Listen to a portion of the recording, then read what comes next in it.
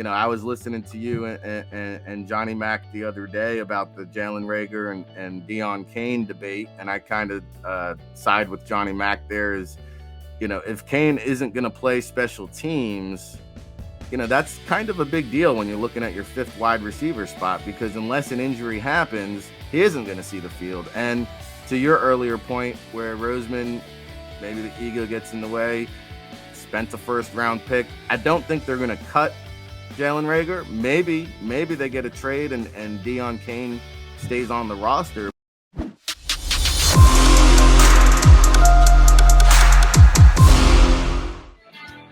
Appreciate your streaming on in to Birds 365 as the countdown continues to opening Sunday.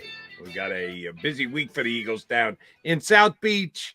And before you know it, yes, Lions Eagles is just in the offing. Appreciate you streaming in. It's not a Mac affair today. John McMullen, my usual partner, is right now trying to get credentialed to get involved in the Dolphins and the Eagles. Yeah, not like it's a question. He just needed to pick up his credentials and the like. So no Johnny Mac today. I've got my buddy Ric Serritella from NFL Draft Bible in his stead. Ricky, how's your summer going? Hey, I guess it's over, right? Football season's here. Johnny Mack with the little trip to Miami down there, so good for him. And we are 1 week away until we get down to the 53-man roster. So a lot of cut downs yesterday, and we'll see if any candidates for the practice squad roster. But it's going to be some interesting decisions, I think, looking around this Eagles squad. We'll get to the Eagles cuts yesterday and how they're going to get to 53 and what these two practices and an exhibition game in Miami will do as far as roster shaping for the Eagles. But before we do that, we got to do the roster shaping here at JAKIB Media. Give us the details on when this Ric Serritella show is going to start, what it's going to entail when you get the new Bad Boy show underway. Yeah, shout out to the Kraus boys, Joey and Xander, hooking this up. Ocean Casino, of course. My show is going to start here on the JAKIB Media Network on Monday, which is 5 days away. I get to follow two legends, the Mac and Mac show, and they sandwiched me in between with the sports take at noon. So I'll be on from 10 to 12. We'll be talking football, real football talk, no fluff here. And we'll always keep a pulse with the Eagles. We'll have Eagles guests. We'll have national beat reporters with the Eagles opponents each week, maybe each day.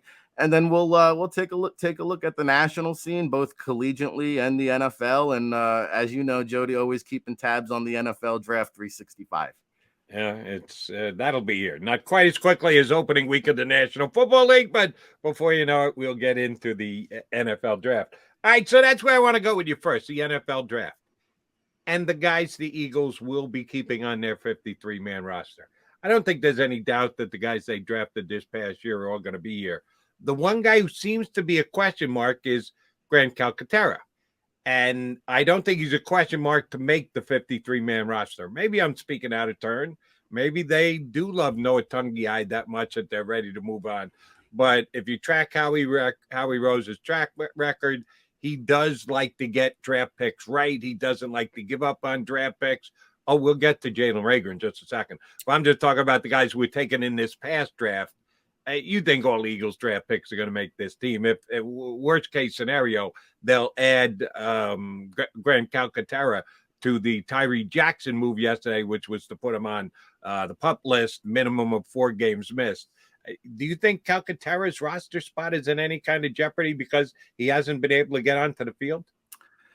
It's interesting when we get closer to cut down day, sometimes these mysterious injuries tend to pop up. So if they don't feel like Calcaterra is ready for week 1, I could see him maybe going on the PUP. I don't think his roster spot is in jeopardy because they just used a 6th-round pick on him. And this is a guy, let's remember, before the concussions, when he was at Oklahoma, he was being talked about as a potential top 100 pick. And so I think he has the upside and the potential, along with Tyree Jackson, who I think if you look at Logan Thomas, he took a similar path. I think the Redskins or the Commanders redshirted him for a year or two with an injury and put him on the PUP. So I think he's got another year to develop. I wouldn't expect much out of him, but this Noah Togiai, who I got a chance to see in person at Oregon State when he was coming out.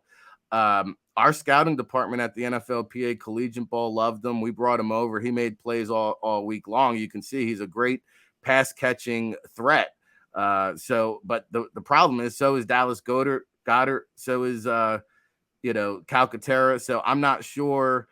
Togiai, who he has practice squad eligibility. I think you can probably put him down there.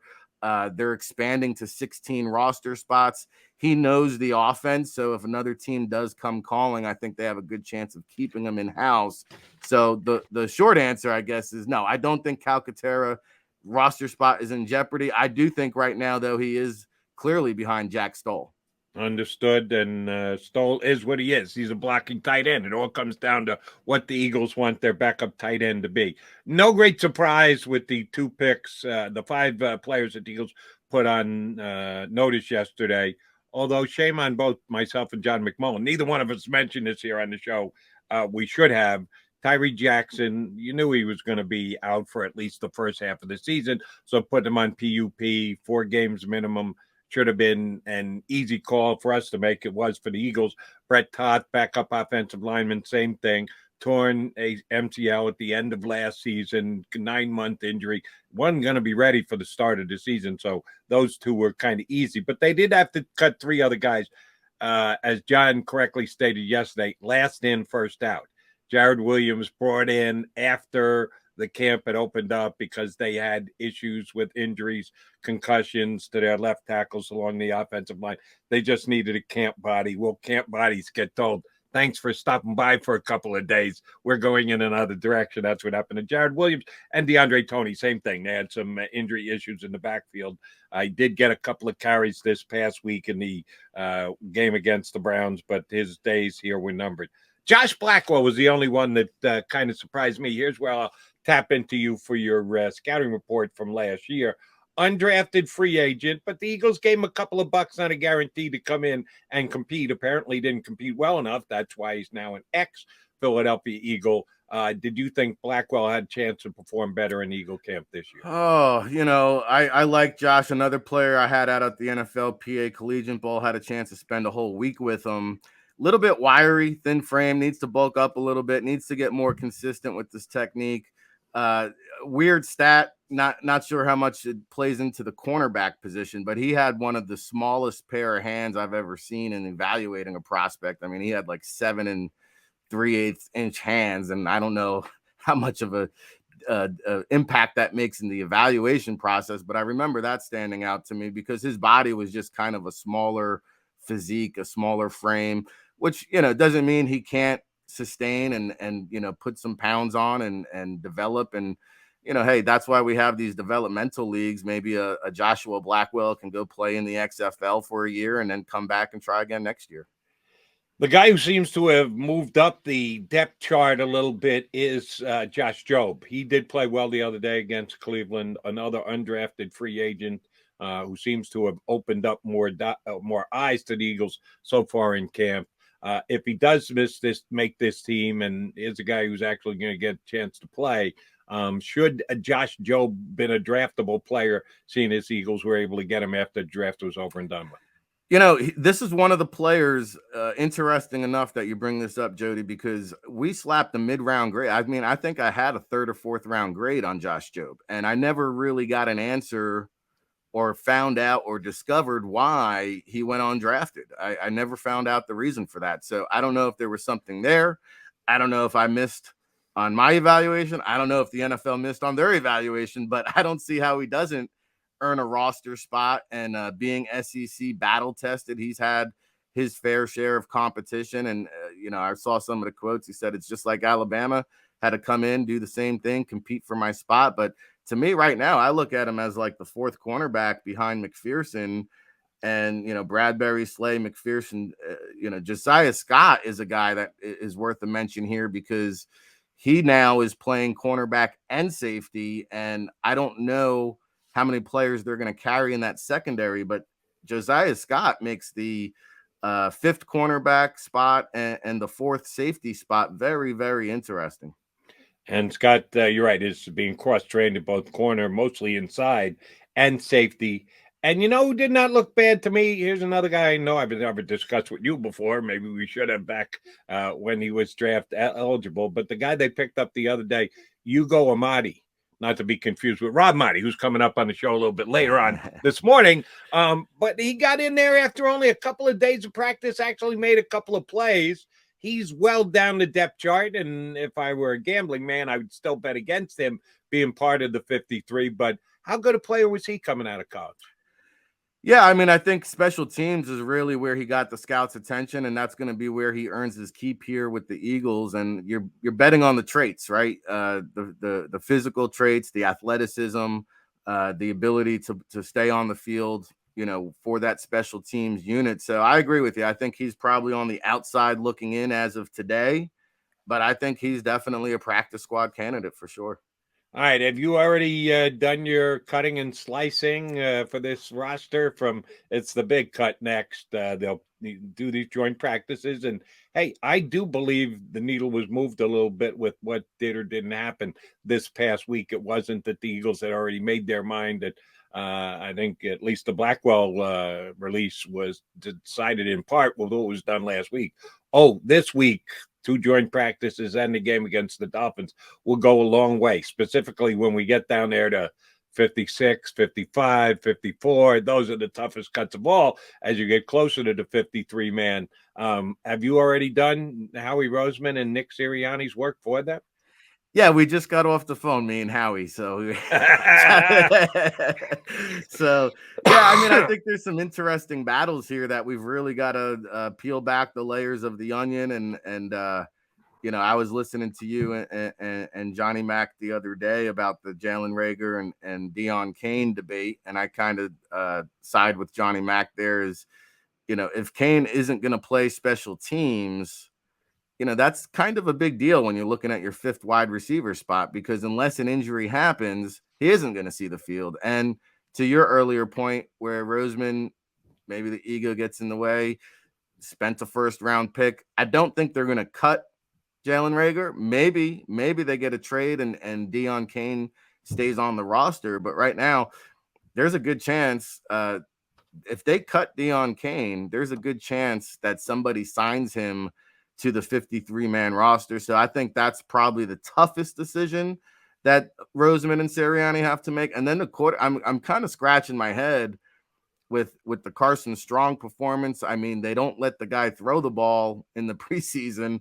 Reed Sinnett, meanwhile, I mean, beautiful pass to Devin Allen there. I think, he's shown that he has some real staying power here, Reed Sinnett. So I think that they're going to carry 3 quarterbacks. My gut feeling, maybe make Sinnett inactive on game days and try to sneak Carson Strong on that practice squad. But man, they spent $340,000 on a signing bonus for an undrafted rookie free agent, and then they don't play the guy. So maybe he gets a showcase here against Miami.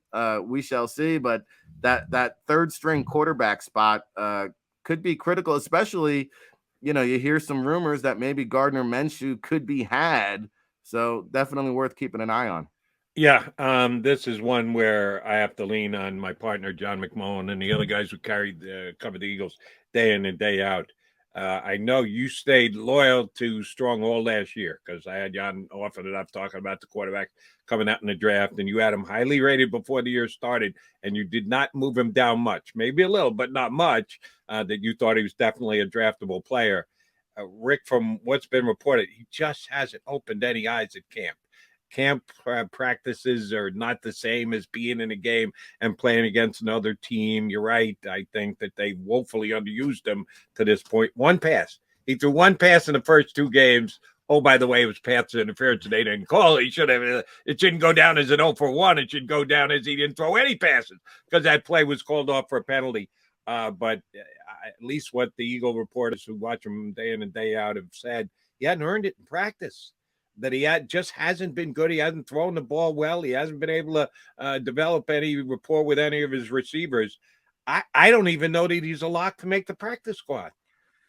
Yeah, I mean, when you invest that kind of money, you try to see the light. And the one issue I did have with Carson Strong, aside from the injury, obviously, was the maturity issues. And watching him at Nevada, and when he threw a bad pass, he might look at that wide receiver and show poor body language or get frustrated. And I don't know how that's translated over to his training camp performance. I'm not there. So that was the one issue. But yeah, from what I read too, he can't hit the side of a barn. I don't know what happened. I don't know if it's in his head, if it's something mental now, but at this point, a change of scenery sounds like it could be the best for Carson Strong. But, that's what you do with these quarterbacks. I think the Eagles took a flyer on Jamie Newman, who's up there in the CFL now, but he was a highly regarded guy at one point, went undrafted. You roll the dice, you try to catch lightning in a bottle.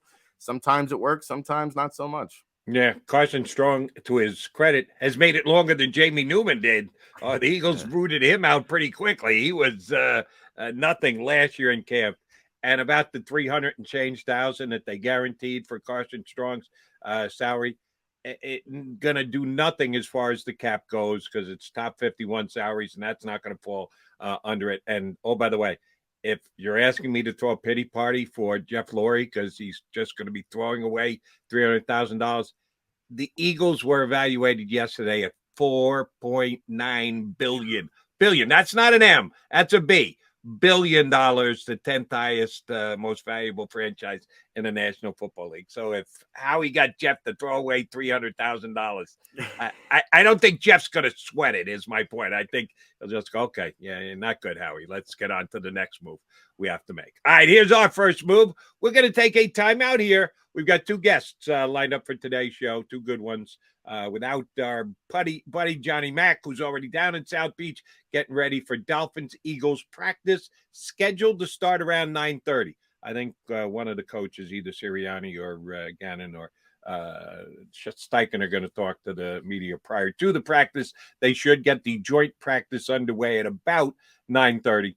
We will be joined by Mike Gill next from the Sports Bash 97.3 FM down the shore. Mike's going to hop on with us weekly during the season. He makes his Wednesday appearance coming up in less than 5 minutes. And a little bit later, we haven't had Rob Motti, the lead writer for the Associated Press, on in a couple of weeks. So it'll be good to get Rob back into the mix. I'm Jody McDonald. With me today is Ric Serritella, whose new show on the JAKIB Media YouTube channel starts next Monday following Birds 365. So you want to be tuned for that. You want to stick around with us for another hour plus here on Birds 365.